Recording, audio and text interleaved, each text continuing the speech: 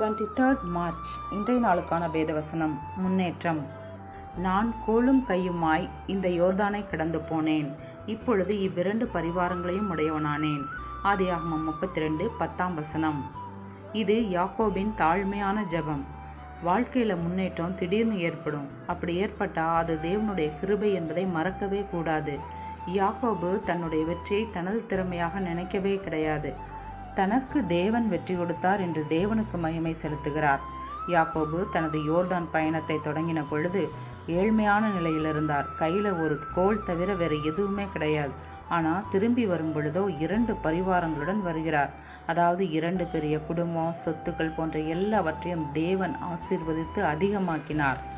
தேவனிடத்தில் தாழ்மையோடும் நன்றியுணர்வோடும் இருக்கும் பொழுது யாக்கோபின் ஆசீர்வாதங்கள் உங்களுக்கும் கிடைக்கும். ஆமேன். God bless you.